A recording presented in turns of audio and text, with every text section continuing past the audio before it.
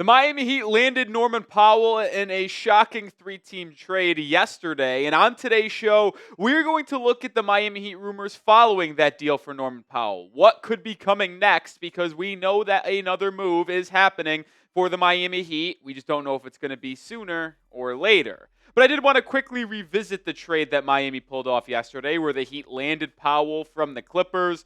John Collins went from Utah to Los Angeles, and all Miami gave up was Kevin Love and Kyle Anderson. We've talked about it at depth over the past day or so, but giving away two players at the end of your rotation for a starting guard that is capable of averaging 20 a night on 42% shooting from beyond the arc is just an absolute fantastic trade for Pat Riley. The Jazz also got a second-round pick from the Los Angeles Clippers.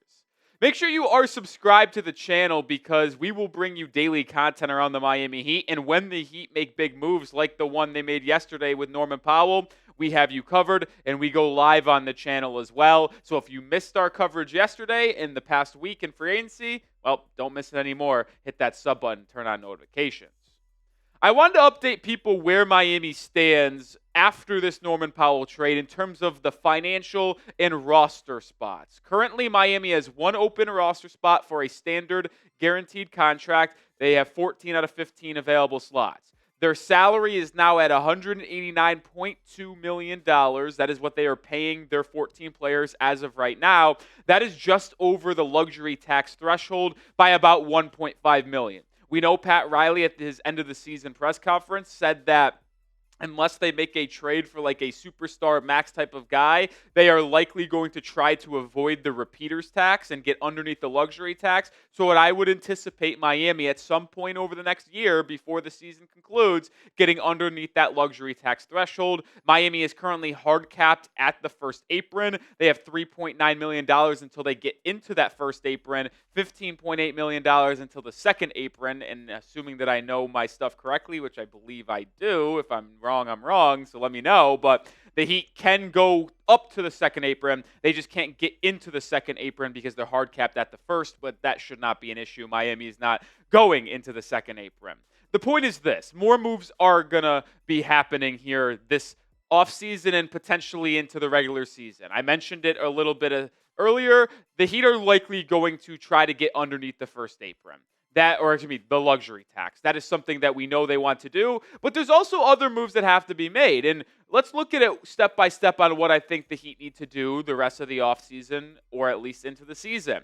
Miami needs to desperately add to their front court. After trading Kevin Love and Kyle Anderson, there is absolutely no depth in the front court. When you're looking at what the Heat have on this roster right now, it's really only three guys: Bam Adebayo, Kel'el Ware, and Nikola Vucevic. Sure, they've got guys like Kashad Johnson, Haywood Highsmith, Jaime Jaquez Jr., but they are wings, and at best, small ball fours. Like, they can't play the five. And if we're going to be completely frank here, Nikola Vucevic should not be playing the five at all either. He has done it in the past as a small ball five that can space the floor and go five out, but I don't think that's where he should be used, because he has a hard time defending big man on the defensive side of the floor. So to me, they need to add a legit center so they can have a three-man center rotation where they can play Ware and Bam. Where and said center you add. Bam and said center you add. It just gives you more versatility. Jovic should never be playing the five. He should be at best playing the four, but he's more of a three in my opinion, the way he operates defensively and on the offensive end. So if we're going to be frank, they got to add a center desperately. I mentioned it a second ago, but the Heat need to get underneath the luxury tax. I am someone who wants the Heat to spend. I want them to invest into this roster and be competitive.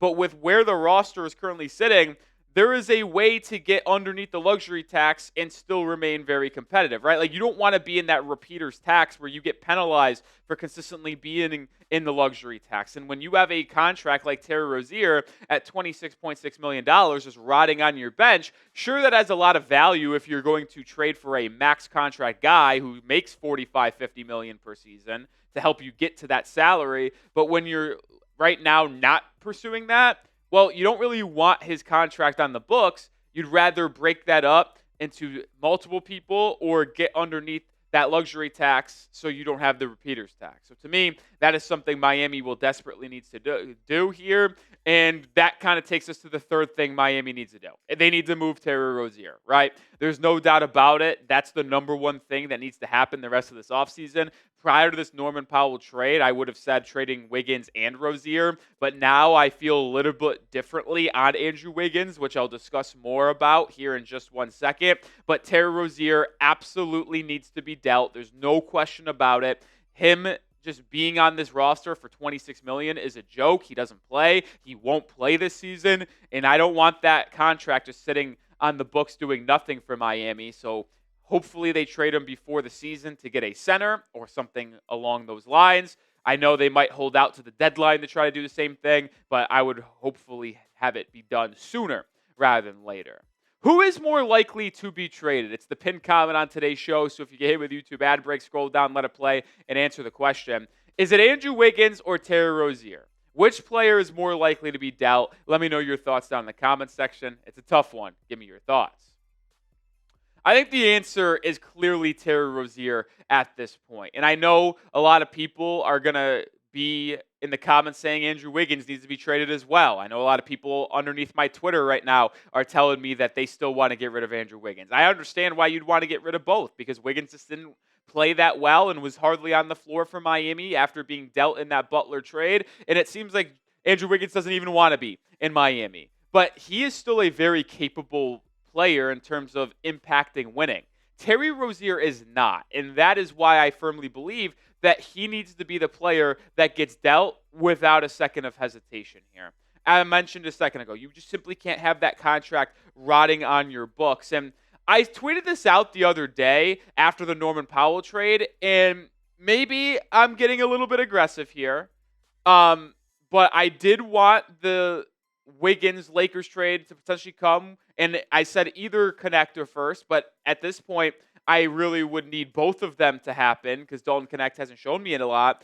But I actually am more or less drinking the Kool-Aid on this Heat roster. I really feel that way. It's like I'm only trading Andrew Wiggins if the Lakers come and overpay for Wiggins, because to me, a starting lineup of Herro, Powell, Wiggins, Bam, and Ware is extremely competitive.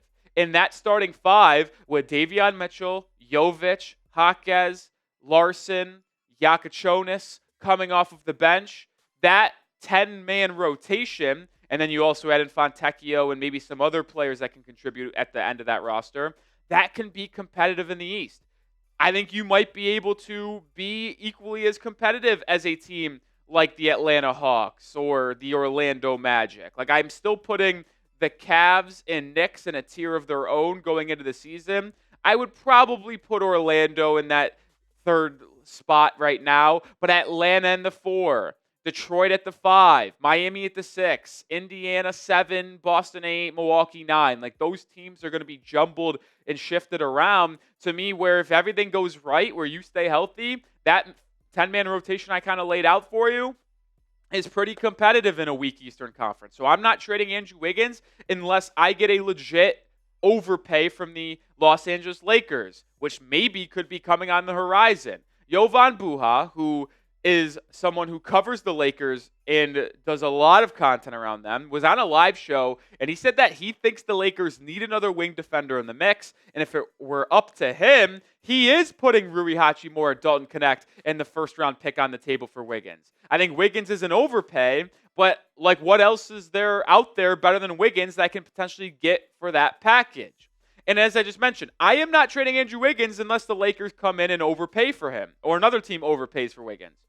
Rui Hachimura, Dalton Connect, and a first-round pick, that is what I call an overpay for Andrew Wiggins, and that would be dumb for Miami to turn that down. That would be an unbelievably bad decision for the Heat to not trade Wiggins for that package. So here is what that overpay may actually look like if it were to come to fruition. I think it would have to be a 3-team deal because financially it does not work for the Lakers just trading Hachimura and Connect for Wiggins. It's a little bit too much money coming back to LA, so they would need to ship out a third player to make it work. And I think the Warriors are a team that we could use here. We know there's a good relationship between Miami and Golden State in terms of had to get a deal done. So the Lakers, who have Shake Milton, that added to the package works it out financially. The Warriors have a ton of open roster spots. They get a second-round pick to take on Milton, who could maybe contribute off the bench in that system. Second-round pick from LA, and Miami gets Rui, Dalton, and a first. So you get a 2031 first, which is extremely valuable. You get a young shooter and Dalton Connect, and you get an expiring salary in Rui Hachimura. To me, that's what it would require for me to move off of Andrew Wiggins at this point. Like, I do not know another team that would be willing to offer that much for 22 here in a Heat uniform. So if I'm moving him, that is the type of deal that it's going to require me to actually trade him off of this roster. Not to mention that trade that I just showcased, that gets you underneath the luxury tax without moving Terry Rozier. It gets you a first-round pick to vastly improve your draft capital, and it gets you a young player in Connect / expiring money in Rui Hachimura. You can let Rui come off your books at $18 million after the season. You have your young player in Connect, and you would then be at the max 15 roster spots where you can stop there and say, okay, that's our offseason. Pretty good offseason if you ask me. Or you can maybe try to make another move where you package Connect in another salary like Haywood Highsmith or another guy making 6-7 mil, like a Hawkes Dalton Connect package for a legit center to add to your rotation. It gives you a lot of flexibility in that regard, but that is a move that I would absolutely be willing to make.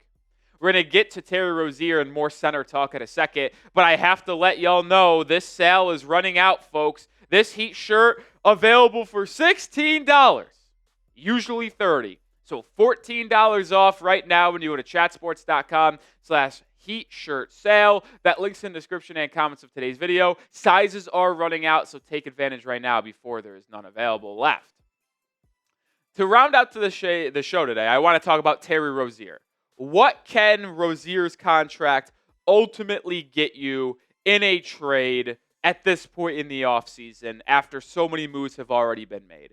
Well, to me, I'm looking at the center spot. Can I shed Rozier's salary and pick up a center that can help you contribute this season? Well, there are a couple deals that I took a long time to look at. One of them is this one, and I tweeted this out yesterday. It got a lot of traction. This is why you also follow me on Twitter at Nic_Rohloff, because I'm talking Heat basketball every day.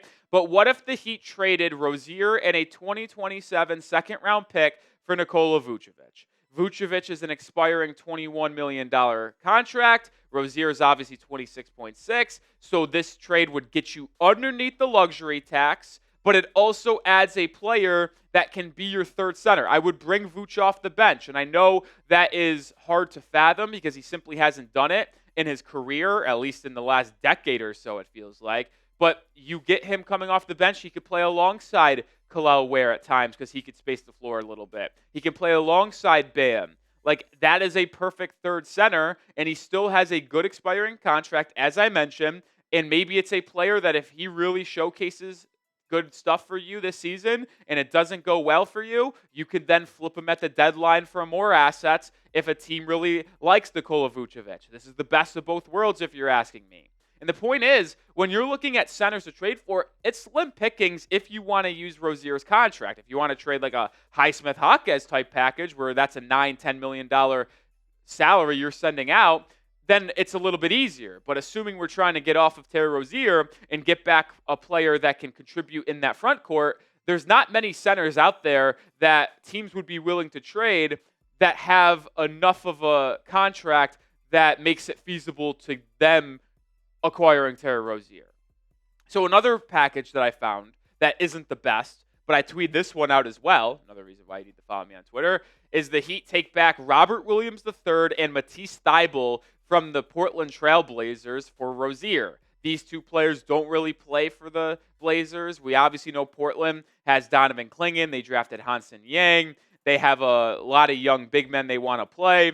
So what if the Heat took back a high upside backup center in Williams, who, yes, has a lot of injury history, and a defensive wing in Thybulle? Both of them probably wouldn't be difference makers. Thybulle probably wouldn't play, but they're both expiring contracts. It would be about $24 million total in expiring money. It would get you underneath the luxury tax, I believe, just barely. Maybe my math needs to be checked out on that, but I think it would. And I don't know if the Blazers would do it, but they can consolidate 2 contracts they don't want and free up a roster spot for them potentially and take in an expiring $26 million deal. So maybe that is something Portland would be interested in. But I don't think I would attach a second-round pick to get Robert Williams and Thyel. I would do it for Vucevic, but those two probably not. And one last one I'll mention, which is a little bit dicey. Jusuf Nurkic, who was just traded to the Jazz this year. Remember, the Jazz attached a second-round pick to Colin Sexton to get Nurkic. Nurkic makes $19.1 million, expiring deal. It works financially. The Jazz have the capability of taking in the $7 million more in a contract than Rozier. Nurkic is not a good ball player, but could you take him? He's better than anything you got now at potentially as that third center. I know he's not a good player, but it's an expiring $19 million contract. You add a third center to the rotation to help that front court depth. So maybe that is an idea that I would maybe consider, but also making a deal with Danny Ainge usually is hard for Miami. But they did just do it with Norman Powell yesterday. So drop some names. Name a center you want to trade for. Maybe it is one of the 3 that I just mentioned where you're trading Rozier for Vucevic, Robert Williams, or Jusuf Nurkic. Maybe it's another one. Get down in the comment section, drop a center that you want to trade for, and make sure you are subscribed to the channel because we're going to continue to bring daily content around the Miami Heat. And as I consistently mention, when moves happen, we have you covered. So subscribe and join the family here at the Heat Report.